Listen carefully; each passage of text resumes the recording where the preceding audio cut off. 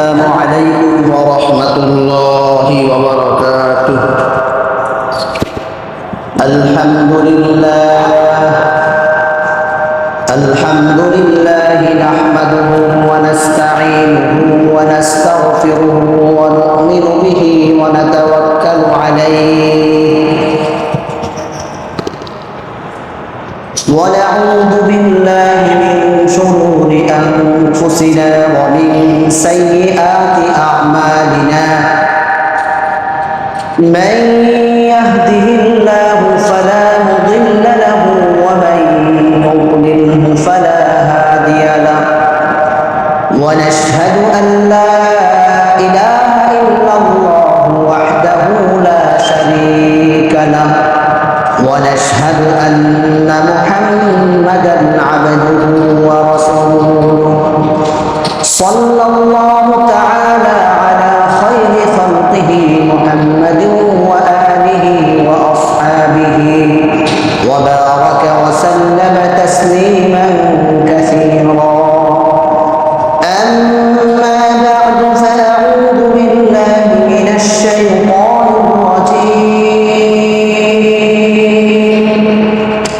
بسم الله الرحمن الرحيم.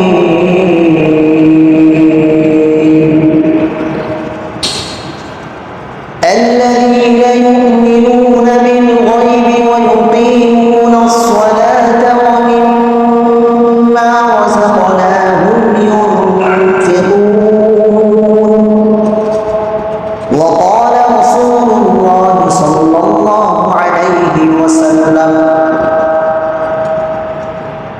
الصلاة عماد الدين، من أقامها فقد أقام الدين ومن هدمها فقد هدم الدين، أو كما قال عليه الصلاة والسلام.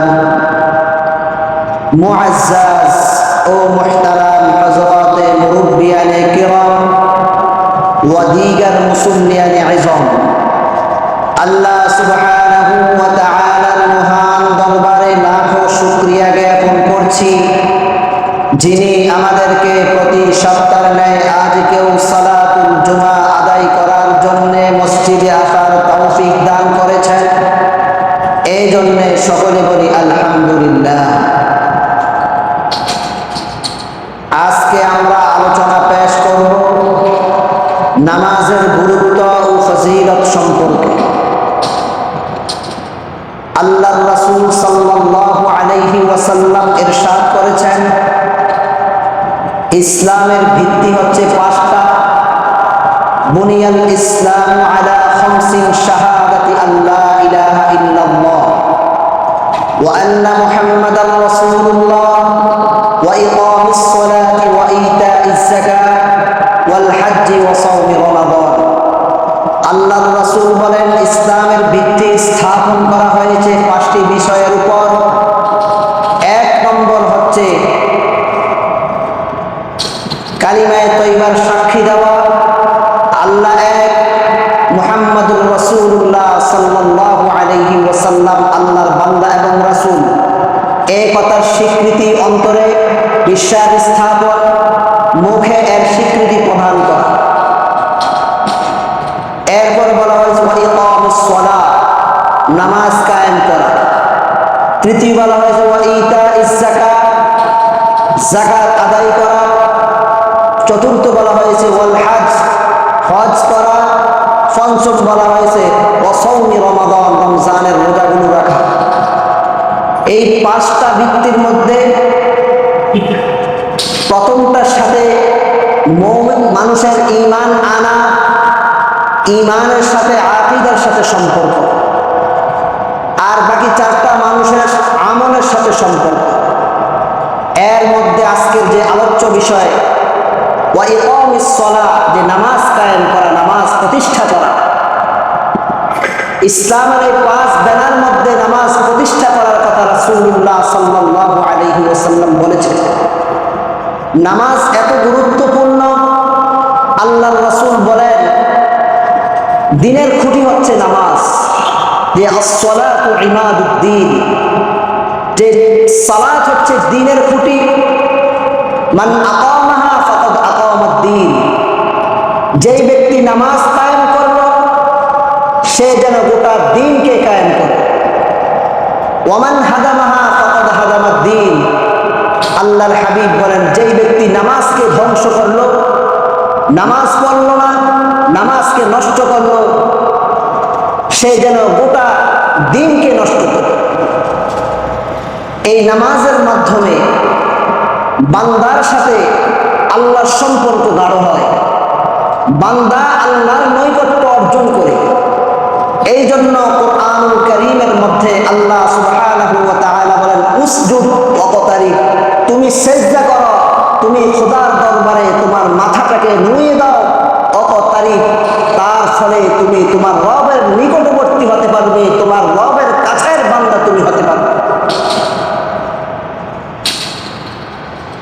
এছাড়াও রাসূল করিম সাল্লাল্লাহু আলাইহি ওয়াসাল্লাম হাদিসের মধ্যে বলেছেন আকরাবু মা ইয়াকুনুল আবদু মির রাব্বিহি ওয়া হুয়া সাজিদুন, আকরাবু মা ইয়াকুনুল আবদু মির রাব্বিহি ওয়া হুয়া সাজিদুন, বান্দা তার রবের নিকটবর্তী হয় সিজদা অবস্থায়। বান্দা যখন সিজদারত থাকে বান্দা তখন তার রবের নিকটবর্তী হয়। বান্দা যখন তার গুরুত্বপূর্ণ স্থান কপালটাকে মাটিতে লুটিয়ে দেয় রবের জন্য, রবের সাথে সম্পৃক্ত হওয়ার জন্য, রবের মহব্বত ভালোবাসা অর্জন করার জন্য বান্দা যখন তার কপালটাকে জমিনের সাথে মিশিয়ে দেয়, আল্লাহর হাবিব বলেন আকরাবু মা ইয়াকুনুল আবদু মির রাব্বিহি ওয়া হুয়া সাজিদুন, বান্দার এই সিজদাটা বান্দাকে রবের নিকটবর্তী করে দেয়, রবের সাথে সম্পৃক্ত করে দেয়, রবের সাথে মহব্বত তৈরি করে দেয়। বলেন সুবহানাল্লাহ। কত গুরুত্বপূর্ণ যে নামাজ, কত গুরুত্বপূর্ণ নামাজের এক একটা সিজদা কত গুরুত্বপূর্ণ। আল্লাহ যত মাখলুক সৃষ্টি করেছেন প্রত্যেকটা মাখলুককে তার অবস্থায় রেখে তার উপর নামাজ ফরজ করে দিয়েছেন।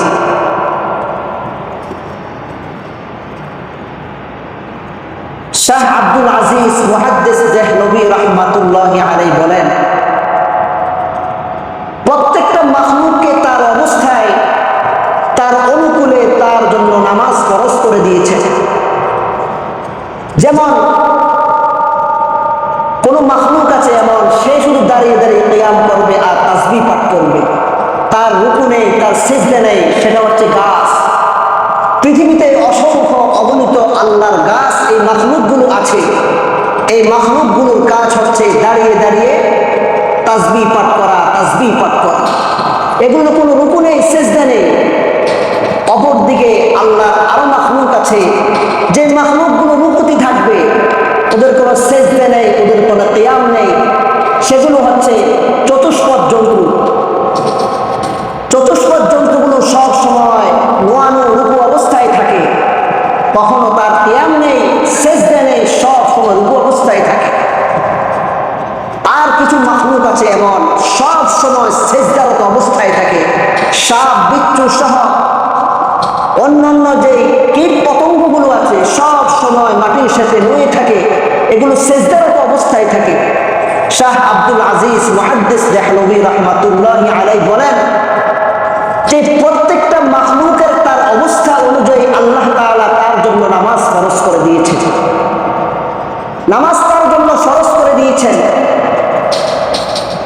সে এই অবস্থায় তাসবিহ পাঠ করে। কোরআনুল কারীমের মধ্যে আছে তুসাব্বিহু লাহুস সামাওয়াতুস সাবউ ওয়াল আরদু ওয়া মান ফীহিন, আসমান এবং জমিনের মধ্যে যা কিছু আছে সবগুলো আল্লাহর তাসবিহ পাঠ করে। ওয়া ইন মিন শাইইন ইল্লা ইউসাব্বিহু বিহামদিহি ওয়ালাকিন লা তাফকাহুনা তাসবিহাহু, আমার আল্লাহ বলতেছেন এমন কোন জিনিস নেই যারা তাদের প্রশংসার মাধ্যমে আল্লাহর তাসবিহ পাঠ করে না, এমন কোন বিষয় নেই, এমন কোন মাখলুক নেই, এমন কোন জিনিস নেই। ওয়ালাকিন লা তাফকাহুনা তাসবিহাহু,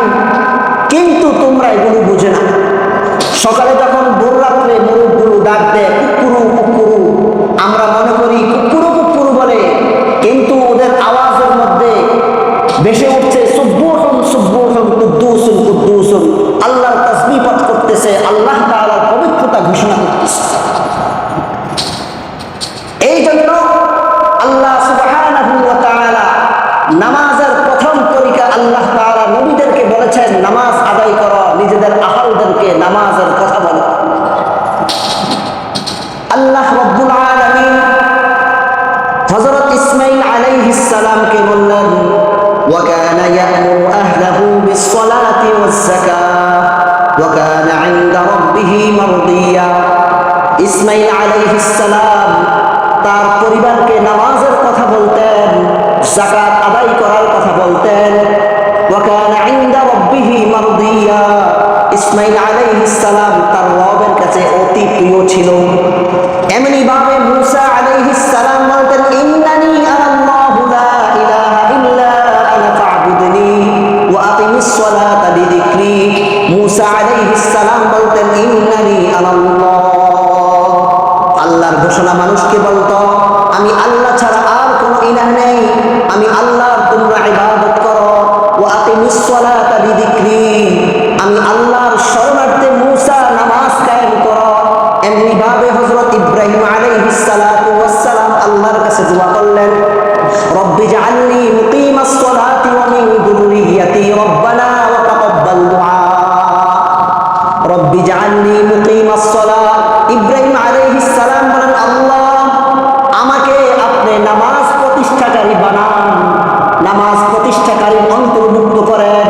ওয়া মিন যুররিয়্যাতি, আমার আহলদেরকেও নামাজ প্রতিষ্ঠাকারীর অন্তর্ভুক্ত করেন।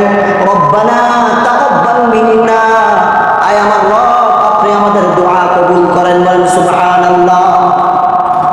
সর্বশেষ মুহাম্মদুর রাসূলুল্লাহ সাল্লাল্লাহু আলাইহি ওয়াসাল্লামকে আল্লাহ বললেন, ওয়া'মুর আহলাকা বিস-সালাতি ওয়াসতাবির আলাইহা। ও নবীজি, আপনি আপনার আহলকে নামাজের আদেশ করুন। ওয়াসতাবির আলাইহা, আপনি তার উপর অবিচল থাকুন। লা নাসআলুকা রিজকা, আমি আপনার নিকট রিজিক চাই না, দুনিয়া চাই না, আমি আপনাকে রিজিক দিব। ওয়াল আকিবাতু লিত্তাকওয়া, শুভ পরিণাম মুত্তাকিনদের জন্য। নামাজ কত গুরুত্বপূর্ণ। আল্লাহ তাআলা নবীদের মাধ্যমে নামাজ শুরু করেছেন, নবীদের মাধ্যমে নবীদের আহলদেরকে নামাজের দাওয়াতের দায়িত্ব দিয়েছেন নবীদেরকে। এত গুরুত্বপূর্ণ নামাজ, এত গুরুত্বপূর্ণ নামাজ, বান্দা কিভাবে নামাজ ছেড়ে দেয়, বান্দা কিভাবে নামাজ ছেড়ে দেয়? এটা তো হতে পারে না, এটা তো কোনো বান্দার বৈশিষ্ট্য হতে পারে না। রবের সমস্ত নাজ নিয়ামত বক্ষণ করে বান্দা নামাজকে ছেড়ে দিবে, এটা তো হতে পারে না, এটা পশ্চিম কালেও হতে পারে না। রাসূলুল্লাহ সাল্লাল্লাহু আলাইহি ওয়াসাল্লাম ইরশাদ করেন, আউয়ালু মা ইউহাসাবু বিহিল আবদু ইয়াওমাল কিয়ামাতি মিন আমালিহি সালাতুহু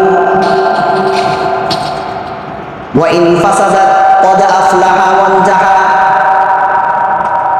ওয়া ইন সালাহাত ক্বাদ আফলাহা ওয়ানজাহা ওয়া ইন ফাসাদাত খাবা ওয়া খাসিরা। যে কিয়ামতের দিন আল্লাহ রাব্বুল আলামিন সর্বপ্রথম বান্দার আমল থেকে তার নামাজের হিসাব সর্বপ্রথম নেবেন। আল্লাহর হাবিব সাল্লাল্লাহু আলাইহি ওয়াসাল্লাম বলেন, ফাইন সালাহাত, যদি তার নামাজটা সুন্দরভাবে হয়, সহিহ শুদ্ধভাবে হয়, যথোপযুক্তভাবে হয়, নামাজের রুকুগুলো যদি সুন্দরভাবে হয়, সেজদাগুলো যদি সুন্দরভাবে হয়, রুকুগুলো যদি সুন্দরভাবে হয়, তাসবিহগুলো যদি সুন্দরভাবে বান্দা আদায় করে, ক্বাদ আফলাহা, অবশ্যই অবশ্যই সে সফল কাম হবে। ওয়ানজাহা, সে এই নামাজের মাধ্যমে জাহান্নাম থেকে মুক্তি পাবে। ওয়া ইন ফাসাদাত, আর যদি নামাজের রুকুনগুলো, আরকানগুলো, রুকু, সেজদাগুলো, কিয়ামগুলো যদি সুন্দর রূপে আদায় করতে না পারে, খাবা, সে ব্যর্থ হবে। ওয়া খাসিরা, নামাজটা নষ্ট হয়ে যাবে, সে এই নামাজের কারণে জাহান্নামে যাবে। কত সুন্দর কথা আল্লাহ রাসূল বলেছেন। যদি তার নামাজটা সুন্দর হয়, নামাজটা যদি যথোপযুক্ত হয়, তাহলে ক্বাদ আফলাহা, সে সফল কাম, সে কামিয়াব, সে কামিয়াব। হযরত ইসাম রাহমাতুল্লাহি আলাইহি বলকের বাদশাহ হযরত হাতিম বলখী রাহমাতুল্লাহি আলাইহি একদিন বললেন যে হযরত, আপনি এত বড় বাদশাহ, আপনি কিভাবে নামাজ পড়েন, আমাদেরকে কি একটু বলবেন? হযরত বলখী রাহমাতুল্লাহি আলাইহি বলেন, যখন নামাজের ওয়াক্ত শুরু হয়ে যায় তখন আমি খুব ধীরস্থিরভাবে সুন্দরভাবে ওযু করি, এরপরে সুন্দর করে আমি নামাজের জন্য প্রস্তুতি গ্রহণ করি। যখন আমি নামাজের স্থানে আমি দাঁড়াই তখন আমার দিলটা নরম হয়ে যায়, তখন আমি মনে মনে এই ধ্যান করতে থাকি, আমার মাথার উপর আজরাইল ঘুরতেছে, আমার ডান পাশে জান্নাত, আমার বাম পাশে জাহান্নাম, আমার পায়ের নিচে পুলসিরাত। আমি এইভাবে মনে করে নামাজে দাঁড়াই আল্লাহু আকবার বলি, আর নামাজের তেলাওয়াতটা যখন শুরু করি অর্থের প্রতি এতই মনোযোগী হই যে আল্লাহ এই আয়াতে কি বলেছেন, আল্লাহ এই আয়াতে কি বলেছেন, এই শব্দে কি বলেছেন, আমি এত মনোযোগী হয়ে নামাজ পড়ি।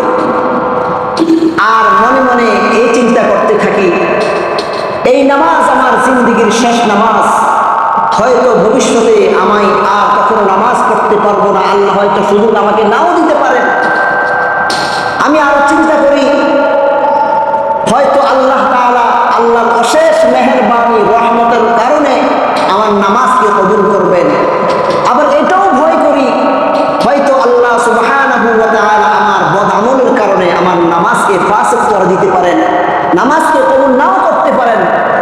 একজন বলখের বাদশাহ এই কথা যখন বলছেন, হযরত ইসাম রাহমাতুল্লাহি আলাইহি বলেন, হযরত আপনি এইভাবে কতদিন যাবত নামাজ পড়তেছেন?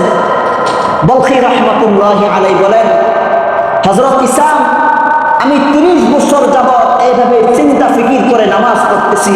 হযরত ইসাম রাহমাতুল্লাহি আলাইহি চোখের পানি ছেড়ে দিলেন, কাঁদা শুরু করে দিলেন, বললেন, হযরত বলখী, আমি আমার জিন্দেগিতে আপনার এক ওয়াক্ত নামাজের মতো আমার জিন্দেগির নামাজগুলো হয় নাই। কত বছর আমি নামাজ পড়তেছি, আমার রবের দরবারে সেজদা দিচ্ছি, রুকু করতেছি, দাঁড়িয়ে দাঁড়িয়ে কিয়াম করতেছি, তেলাওয়াত করতেছি, সেজদা করতেছি, তাসবিহ পাঠ করতেছি।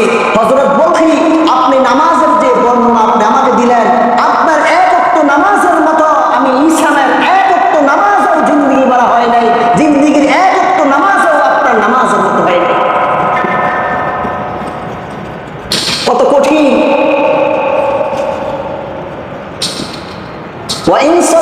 যদি নামাজ সুন্দর হয়, কদ আফলাহা, আল্লাহ বলবেন সফল কাম, অনজাহা, যাও তুমি জাহান্নাম থেকে মুক্তি, তুমি জান্নাতে চলে যাও।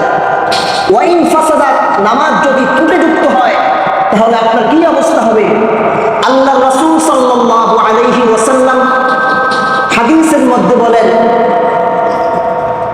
আসওয়াউন নাসি সারিকাতান, যে মানুষের মধ্যে সবচেয়ে নিকৃষ্টতম চোর হচ্ছে ওই ব্যক্তি, আল্লাযী ইয়াসরিকু সালাতাহু, যে ব্যক্তি নামাজের মধ্যে চুরি করে। ক্বালু ইয়া রাসূলুল্লাহ, সাহাবায়ে কেরাম আরজ করলেন, ইয়া রাসূলুল্লাহ, নামাজের মধ্যে কিভাবে চুরি করে আমরা তো বুঝি না। আল্লাহর হাবিব সাল্লাল্লাহু আলাইহি ওয়াসাল্লাম বললেন, ও আমার সাহাবীরা, তোমরা শোনো, ওয়ালা ইউতিমু রুকুআহু ওয়ালা সুজুদাহু, বান্দা নামাজ পড়ে ঠিক, বান্দা কিভাবে নামাজের মধ্যে চুরি করে তা হচ্ছে এই, বান্দা যখন সিজদাগুলো করে সিজদাগুলো ঠিক মতো আদায় করে না, বান্দা যখন রুকুগুলো করে রুকুগুলো ঠিক মতো আদায় করে না, তাসবিহগুলো যেভাবে করার কথা সেভাবে বান্দা করে না, তেলাওয়াতগুলো যেভাবে করার কথা সেভাবে তেলাওয়াত করে না, ওয়ালা ইউতিমু রুকুআহু ওয়ালা সুজুদাহু, সে তার রুকুগুলো সিজদাগুলো ঠিক মতো আদায় করে না, বিদায় সে সবচেয়ে নিকৃষ্ট চোর। কত কঠিন কথা রাসূলুল্লাহ সাল্লাল্লাহু আলাইহি ওয়াসাল্লাম বলেছেন, কত মারাত্মক কথা। আজকে হাজার হাজার লক্ষ লক্ষ মানুষ নামাজ পড়তে পড়তে কপালে দাগ পড়ে যায়, নাকে দাগ পড়ে যায়। সে কি কখনো চিন্তা করেছে আমার সেজদাগুলো হচ্ছে কিনা, আমার রুকুগুলো হচ্ছে কিনা, আমার কিয়ামগুলো হচ্ছে কিনা? আমি কি কোনো আলেমকে কখনো জিজ্ঞেস করেছি, হুজুর আমার নামাজটা হয় কিনা?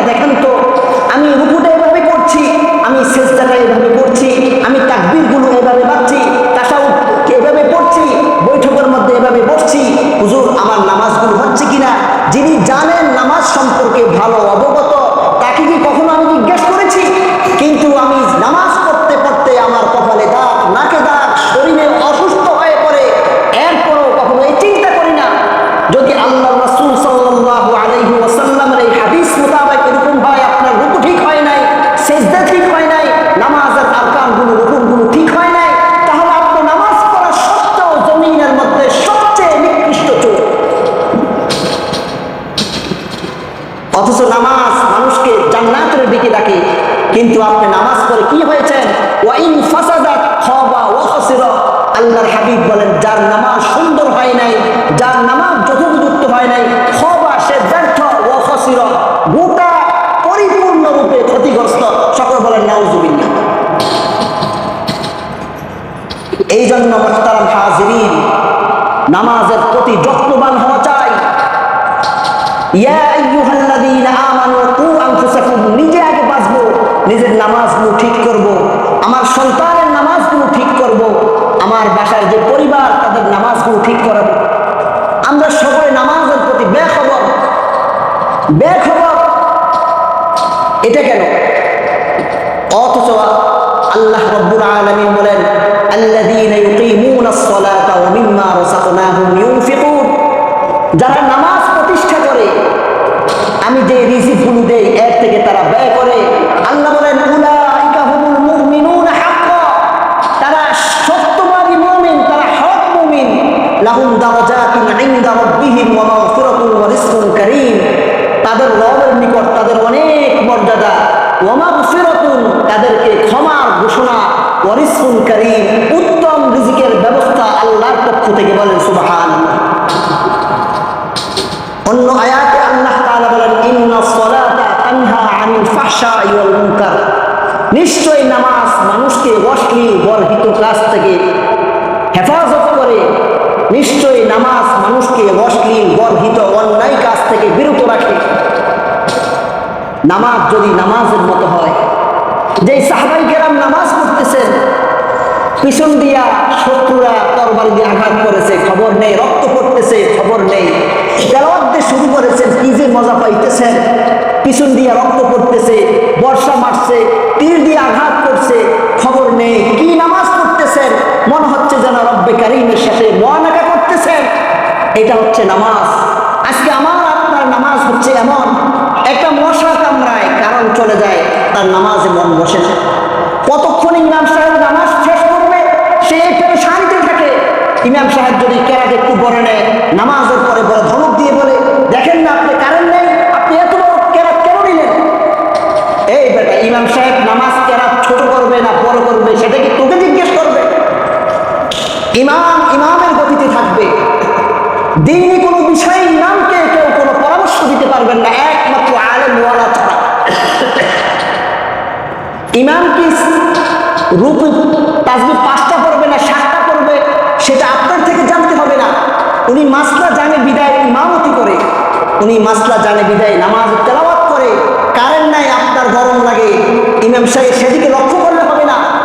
মশা আপনাকে কামড় দেয়, সেদিকে ইমাম সাহেবের লক্ষ্য করলে হবে না। ইমাম সকল মুসল্লিদের প্রতি ইনসাফ ভিত্তিক হিসাব করে তাকে নামাজ পড়াতে হবে। আমাদের অবস্থা হচ্ছে এমন, কারেন্ট নাই, নামাজে মঠ বসে না। আফসোস, আফসোস, আপনার ঘরে কয়টা এসি আছে? আপনি মসজিদে আসলে আপনি গরমে মরে যায়, আপনার ঘরে কয়টা এসি আছে? কথাগুলো বলেন যে আল্লাহ অসন্তুষ্ট হয়ে যায়। সারাদিন তো মসজিদে থাকেন না, 5-10 মিনিটের জন্য মসজিদে আসেন, আপনার সহ্য হয় না, আপনার সহ্য হয় না। তো আপনি নামাজ পড়েন ঠিক, আপনার নামাজ আপনাকে গর্হিত অন্যায় অশ্লীল কাজ থেকে হেফাজত করবে না। যদিও কোরআন বলে, ইন্নাস সালাতা তানহা আনিল ফাহশাই ওয়াল মুনকার, ও বান্দা তোর নামাজ তোকে গুনার কাছ থেকে বাঁচাবে।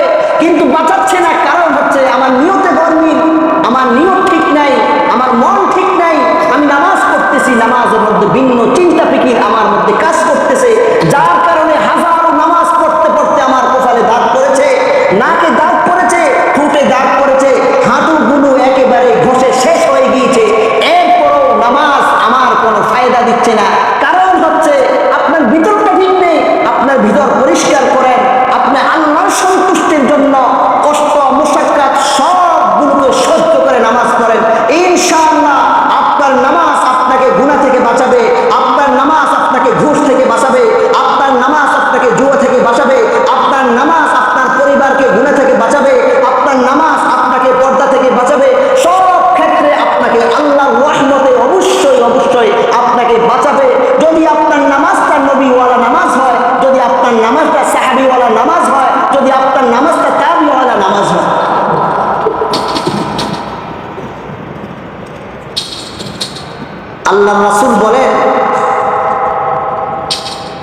যে নামাজ ছেড়ে দেয় সে কুফরের সাথে মিশে যায়। বাইনাল রজুলি বাইনাল কুফরি তারকুস সালাত, বান্দা এবং কুফরের মধ্যে মিলনের সবচেয়ে গুরুত্বপূর্ণ বিষয় হচ্ছে নামাজ ছেড়ে দেওয়া। ঈমান এবং কুফরের মধ্যে মিলনের বস্তু হচ্ছে নামাজ ছেড়ে দাও। ঈমান আর কুফর এক হয়ে তুমি মুশরিক হয়ে যাবে। আজকে আমরা নিজে নামাজ পড়ছি কিন্তু আমাদের সন্তানদেরকে কখনো নামাজের কথা বলি না। ফজর চলে যায় আমার ঘুমে, জোহরের সময় যদিও করি, আসরের সময় হয়তো করি না, 5 ওয়াক্ত নামাজ আমি পড়তেছি না। আমার জিন্দেগির কি অবস্থা, আমার সরকারের জিন্দেগির কি অবস্থা, আমরা একটু চিন্তা করি। আল্লাহর হাবিব সাল্লাল্লাহু আলাইহি ওয়াসাল্লাম একদিন শীতকালে তিনি বের হলেন। হযরত আবু যর গিফারি থেকে হাদিসটি বর্ণিত। আল্লাহ রাসূল দেখলেন যে গাছ থেকে পাতাগুলো ঝরে পড়তেছে। আল্লাহ রাসূল এরপরে একটি গাছের ঢালে এভাবে ধরলেন, এই গাছের যতগুলো পাতা আছে সবগুলো পাতা এমনিতে আরো ঝরে পড়ে গেল। আল্লাহ রাসূল বললেন আবু যর রাদিয়াল্লাহু তাআলা বললেন, ইয়া রাসূলুল্লাহ লাব্বাইক।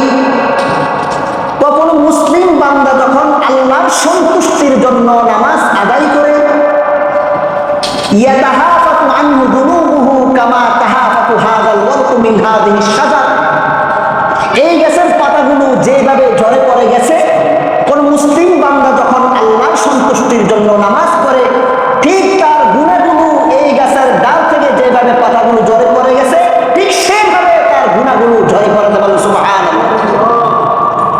বান্দা যখন ওযু করে, যখন হাতে পানি নেয়, হাতের পানির ছোঁয়ার সঙ্গে সঙ্গে হাতের গুনাহগুলো ঝরে যায়। বান্দা যখন মুখের মধ্যে পানি নেয়, মুখে পানি নেওয়ার সাথে সাথে মুখের গুনাহগুলো ঝরে পড়ে যায়। চোখে যখন পানি লাগায়, মুখে যখন পানি লাগায়, মাথায় যখন হাত দেয়, হাতে যখন হাত লাগায়, পায়ে যখন পানি লাগায়, বান্দার গুনাহগুলো ঝরে যায়। বান্দা পাক পুত পবিত্র হয়ে যখন মসজিদের মধ্যে আসে, আল্লাহর হাবিব বলেন বান্দা যখন নামাজ শুরু করে দেয়, আল্লাহু আকবার বলে, আল্লাহু আকবার বলে নামাজ শুরু করে দেয়।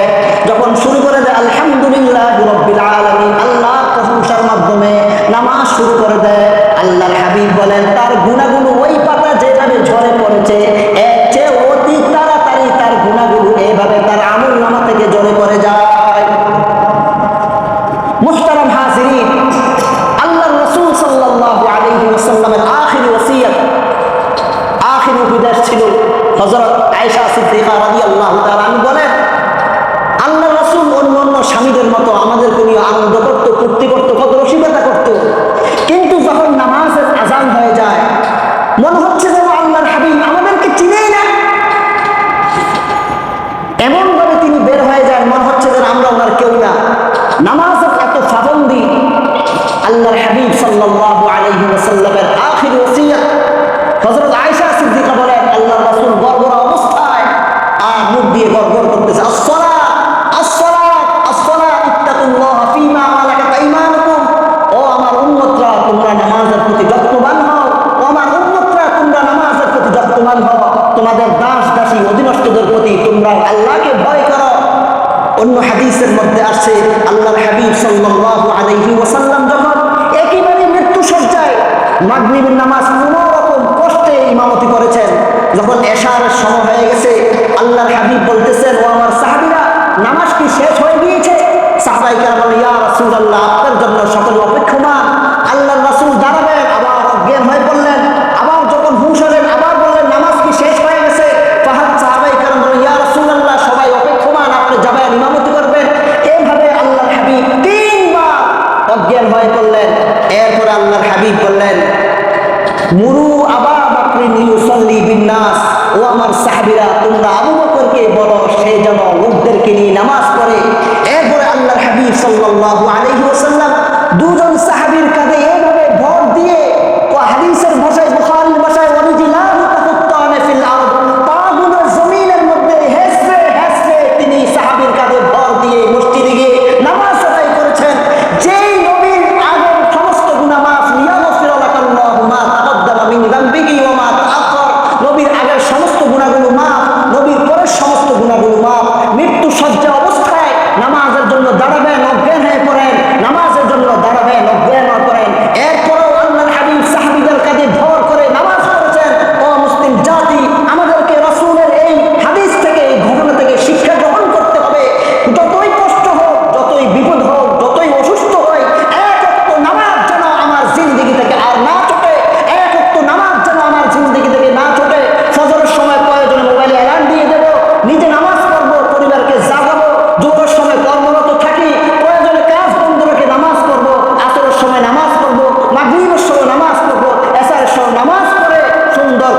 বাসায় গিয়ে আমি ঘুমাবো।